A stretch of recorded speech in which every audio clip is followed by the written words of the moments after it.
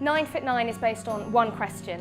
What if all self-identifying women in the world grew to 9 foot tall? The show is called Kiss Chase, and it's a part interactive, part verbatim play set inside a speed dating night. Libby's Eyes is about a blind girl and her robot. Section 2 looks very specifically at sectioning and its effects not only on the patient but on the people around them. Guy, a New Musical is an electronic pop gay rom-com about body image and masculinity in the gay community. Anarchic, mischievous, and above all, inclusive. Honest, intimate, and about real people. Does that count? That's too many words.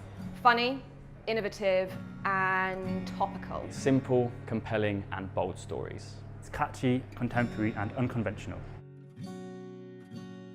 The theatrical industry, especially in London, is really, really exploitative. You're meant to make stuff for no money, you're meant to go begging support from other people. Money, finance, help financially. Biggest challenge in the industry is the lack of funding and money. Trying to decide how much you want to fit in and how much you want to stand out. On the one hand, the theatre community is so diverse and exciting, and you really want to be a part of it. On the other hand, you want to create theatre which is unlike anything you've ever seen, and trying to make a balance between those two things I find very interesting. Just opportunities and finding the perfect opportunities for you as a company and how you can grow through those opportunities. And I think something like Breaking Out is perfect for that because it's giving us a chance to collaborate with like-minded companies.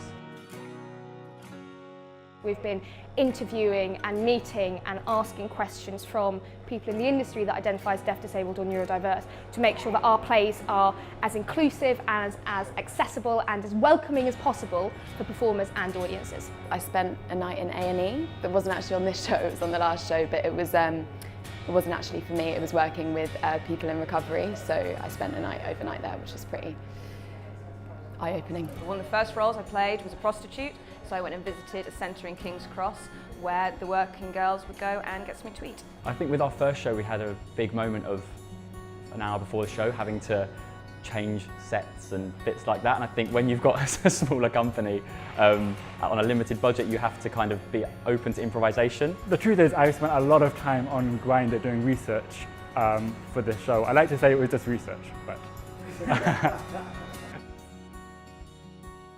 I really hope that theatre becomes a more inclusive atmosphere and can provide opportunities for performers that come from working class backgrounds, that identify as deaf, disabled, neurodiverse, that come from abroad, just that everyone is given the same opportunities. You don't have to be very privileged and white and middle class in order to break in. We receive so much information digitally now that I really hope that theatre's preserved in terms of it's one of the only forms that still has aliveness about it, and face-to-face connection. I think that's really, really important. For new talent to be nurtured and new writing and exciting productions to be made.